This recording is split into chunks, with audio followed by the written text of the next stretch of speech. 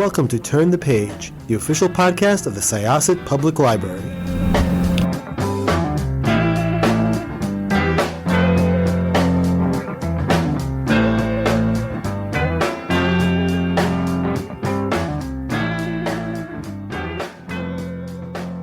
Hello, everyone, and welcome to Turn the Page.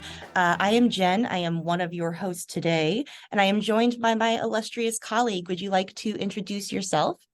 Hi, it's Melissa. Hi, Melissa. And Melissa and I are here with a fantastic author who has a lot of things in the work right now. There are novels being translated into English. There are television shows. There's so much, and there are awards. My goodness. Oh, you just got awards. Could I ask you to introduce yourself, please? Hi, it's a pleasure to be here. I'm Javier Castillo, author of The Snow Girl.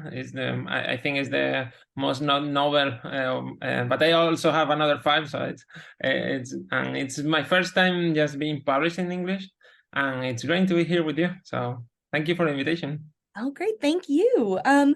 Yeah, I'm so excited to talk about Snow Girl and all these other books and shows. But before we talk about that, could you talk a little bit about your writing journey? How did you get into writing? How did you find, thriller, spooky, scary stories? And how did you get to the Snow Girl?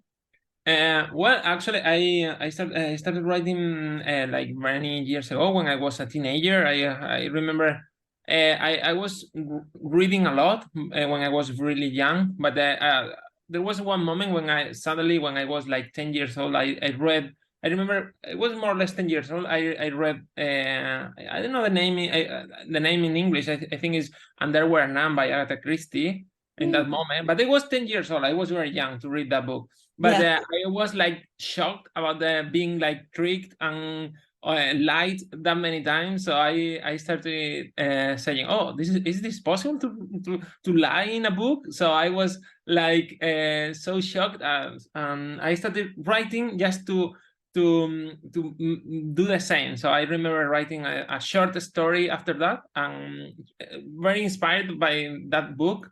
And I remember like the name was like there was a previous name in Spain that was very famous. It's like 10 liter something, 10 liter niggers in English, in Spanish, and and I remember writing the book. The short story was like 4 little suspects or something like that. Only 4, because I didn't have the imagination to create more characters. But I created a hobby of reading one book and then creating a short story, and it was like my game. I was playing with that. But after many years, I just I kept the hobby, writing a lot short stories, and suddenly I had an idea for a longer story. So it was my first book. I said, okay, maybe I try with a longer one.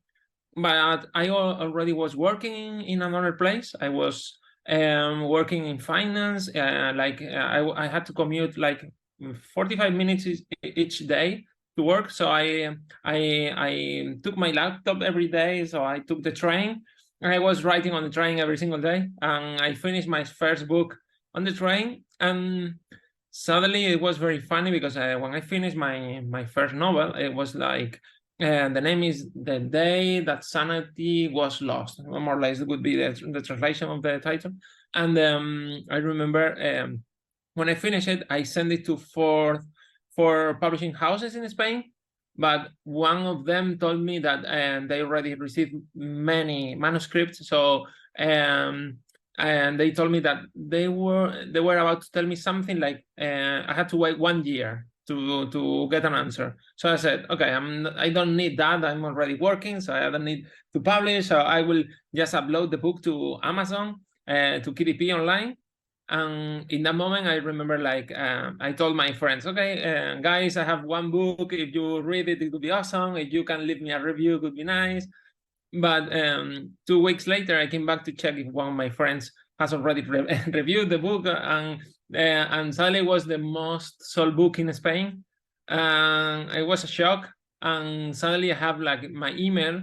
I have created an email on my inbox for my author side of my life, and I remember like having like thousands of mails from readers, publishing proposals from many imprints in Spain. So I was like shocked, and suddenly that book, like I saw the opportunity to leave my job and to follow my childhood dreams, but it was like also was like a difficult decision actually, because I already was working. I was successful in my previous job, but I always wanted to write. So it was like a tough decision, but also like very fulfilling, So and that was my first book, and everything exploded after the book was published in paper, because when it was released in paper, at the beginning I thought that I was lucky with the algorithm,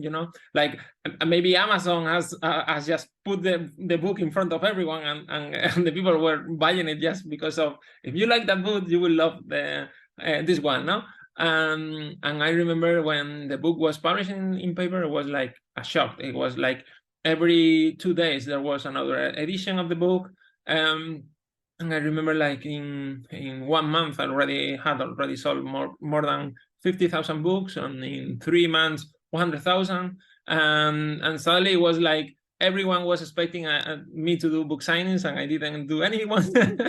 And I left my job in that moment. So it was like very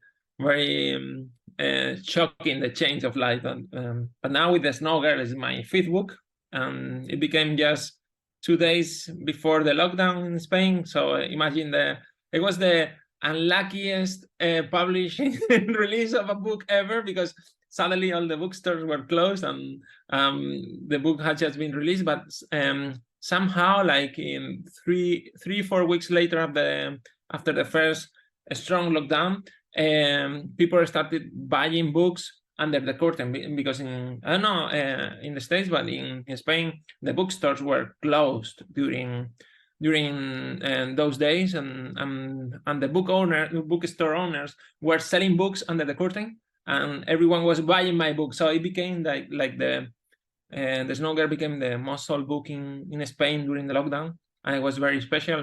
Just to I don't know, it's a gift, to be with that many people in one of the most shocking times of our lives. And suddenly Netflix read the book in those days, and everything exploded even more. So, and now here we are talking. So it's shocking. That's so interesting. And, one of the things I'm really curious about is, I think it's very interesting that the Snow Girl, was adapted for television on Netflix as a mini series, and now it's being translated into English and is now out here. And I'm wondering about what those 2 processes of adaptation were like. How involved were you in the translation? How involved were you in the TV show and the writing and all that? And what did you learn from those processes? Well, for adaptation, for the translation, actually, was very easy. The process usually is the publishing house hires a good translator, and you work with them. They ask questions, because suddenly you have inner jokes, or idioms that in your language that they are not very well translated, or maybe there is a description that sounds weird in another language. So they ask you, okay, what do you think if we change the description of this line just to make it more appealing to English readers? So it's very easy actually, but it's very interesting because you learn a lot, and especially when you are learning, I'm always trying to learn and improve my English all the time. So it's very interesting to get to know how tricky the things are. But it's very, very easy in a way, but it's easy going because you are just exchanging emails with your translator, and not only in English, in almost every language. I'm very lucky. I have all my books. Snow Girl, for example, is like translated into 20 languages more or less. So it's very interesting to get to know the feelings about other languages, because more or less the same questions happen when in the English translation, and on the French one, and Italian, German, and in the Czech Republic also, and Korean maybe. So it's very, but they try to explain the translation, but you don't understand the the graphics in the Korean language. So it's like, okay. But also for the adaptation, it's very interesting, and it's a different process, because you have to understand that writing a book is one thing, and then creating a good show is another thing. But and I wanted to make sure that we created a very good show based on the story, but also like a very good show that could be watched without having read the book. So that was one of my rules, just to make sure that the show works itself, but that maintains the soul of the main character, at least, and the soul of the main plot line, to say it in a very simple way. It's like, you have for example, the Snow Girl is about the story of a 3-year-old girl that goes missing during a parade. It could be Thanksgiving parade, but in the adaptation is the Magic the Three Wise Men, I think it's in English, parade. And that girl goes missing, and 6 years later, their parents receive a videotape of the girl playing in an unknown room, and you don't know where she is, who sends the tape, and how to find her. And we have Myren, that is the main character, is a journalist that has been abused, and she kind of feel lost. She's completely lost, and she somehow thinks that finding the girl will be a way of finding herself, and to face all the nightmares she had, or the scars and the wounds she has. So it's like a very that's the main plot line of the story. But and then you can work on that and make the adaptation in any country, more or less. The adaptation, for example, the book takes place in New York City, and the adaptation takes place in Malaga, is my hometown in Spain. And but it's very nice, because it could work in a parade in Korea, or in Italy, or wherever, because the story actually could work in every single country. And I think that's the kind of the success of the story, or the adaptation, because almost it has been like a huge success worldwide, the show, at least the show. And I hope now with the Snow Girl in the book, that now it's getting released in the US, it could be also a success there. That's awesome. I'm so excited to watch it. With the plot line, Myron does the journalism, and I thought maybe you had a feel in journalism before you started writing the books, but you said you were in finance. How much research about how journalism works did you have to do? Actually, a lot. I try to research for every book a lot, and to get to know very well the characters. For in a way, when I wanted to create the Snow Girl, actually I found this topic, the journalism, was because I somehow felt, I don't know, I think it's a worldwide trend, but in Spain was very clear in that moment. Was like, we are losing like the truth in journalism. We are just facing sensationalism, politics, polarism.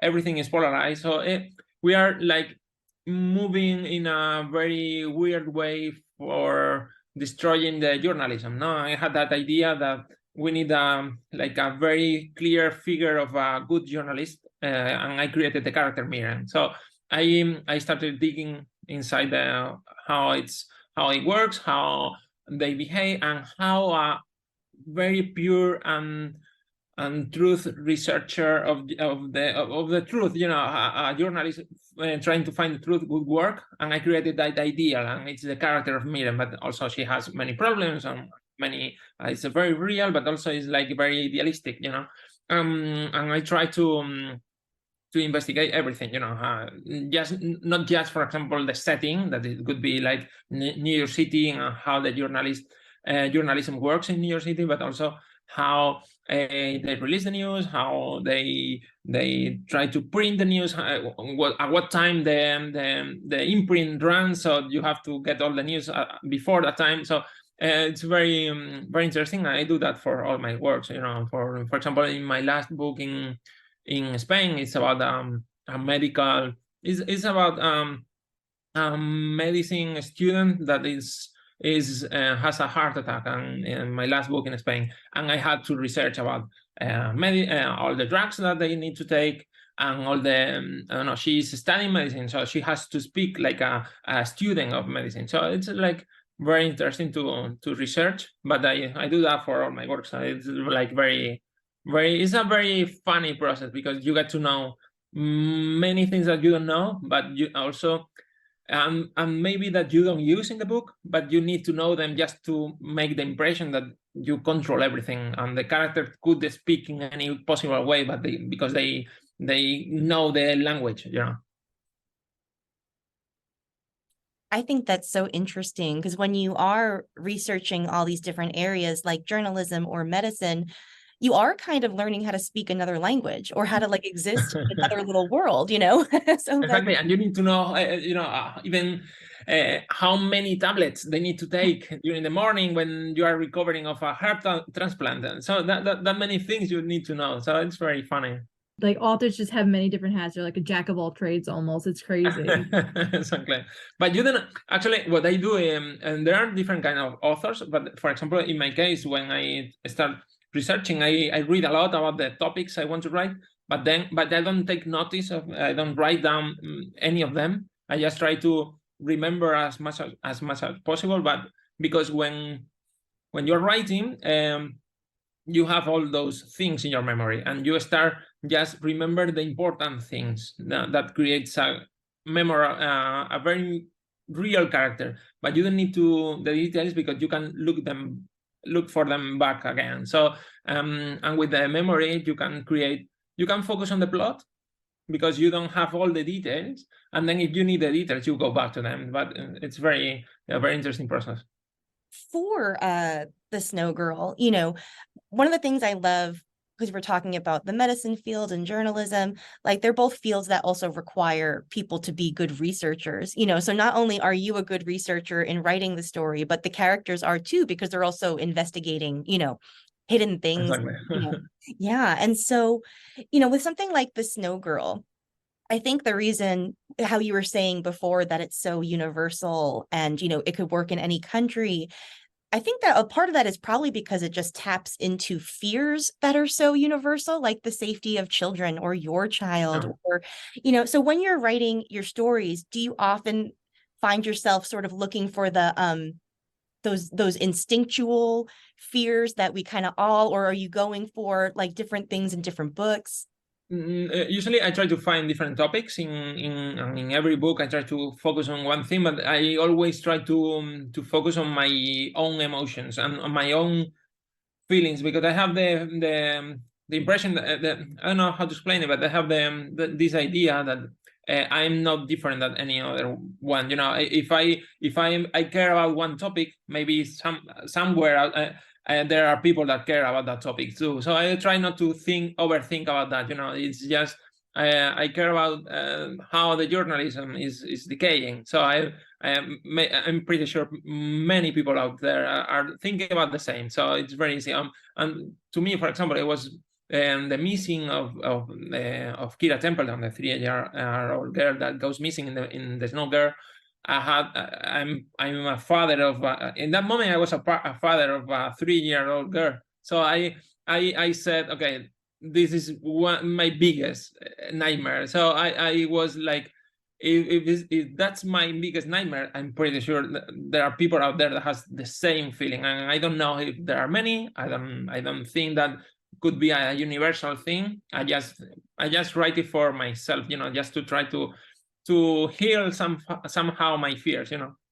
It's so primal, that feeling. And I don't have kids of my own, but even reading it, I was just kind of like, this is the scariest thing I can imagine. And I've gotten separated from my mom, and I'm sure we all have gotten separated from our parents as kids, and it's one of the scariest things. Is And inside, yeah. So I have a question. The book is not only not in chronological order, it kind of like skips around years and everything like that, but it also switches up perspective throughout. It goes from a third person to a first person. How did you kind of keep track of writing all those different perspectives and all those different time years and everything? I'm a genius. No, I'm kidding. I'm just kidding. I just plan everything. No, I just plan everything. I need to do it. It's just when you're I think that when you're writing thriller and also with a very big mystery, you need to plan everything. It's like building a puzzle. You cannot build the puzzle if you haven't print the entire picture before. You know, imagine trying to build a picture just building piece by piece. You need to make it and then cut it. No, somehow that's how it works. I try to plan the entire story before, and then when I have everything planned, I just start writing in the same order that you read. That's true. That's one thing. I don't write one plot line and then cut it. That's not I do it. Is I just if you read one chapter that takes place in the year 2000 and the next chapter takes place in 2010, that's how I wrote it, because it connects better the times and the time and the periods. But I need to have the entire story just to make sure I don't give a clue before I have to, or maybe I describe a character before I had to, or too late. So you need to have the entire picture and then decide what you are gonna tell and when and how, of course. Something I love too when we're talking about stories that go back and forth in time, is that that is a good way to keep the reader hooked, because you're reading stories at once and they speak to each other. But I always think too, like it's very fitting and realistic for people who are going through things that are traumatic, and that have them like living in the past, maybe more than they live in the present.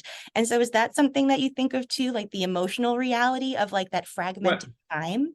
Yeah, when I'm planning the story and I'm just writing the chapters, what I try to do also always is trying to, in every single chapter, as I told you before, I began writing short stories, and I have one rule. I have one sentence in my wall is, when you're writing a short story, you need three things: like a shocking beginning, an emotion to share, and a twist. That's for a short story. And when I write a book, I have that rule for every chapter. So I try to create an emotion in every chapter at least, and with that emotion, it's the jump in time helps you build that emotion. Because, for example, if you want to build a suspense of confusion, or even having something like intriguing inside the people that are reading. If you are reading, I don't know, 1998, and the parents are talking to each other, and they are saying, "We will find Kira, we will find her, we will find her," and suddenly in the next chapter you see 8 years later and they didn't find her, and you are completely devastated, and you are confused, and even you see them in a very different position than they were, and they are divorced, and suddenly they are divorced, and the husband that was like very focused and clever and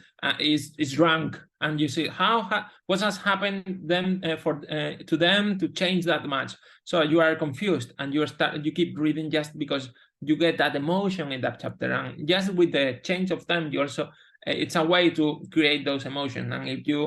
And then, for example, if you give a clue in the present, and they say, and you tell, I didn't want to kill anyone, and the next chapter you go and you say, who did you kill? And suddenly you go to the next chapter, and you are back in time, and you are in that moment, and you want to read, who did this guy kill? So that's a way also to build tension also. Yeah, I remember there was a part in the book that I was reading. There's one plot point, and I was waiting for it to be brought up, and and I was like, I have to keep reading this because I have to see if it happens. I hate Javier Castillo. The book takes place between the mid and late 90s and the early 2000s. Yeah. So I was 3 to about 6 around that time. So there's only so much that I remember of it.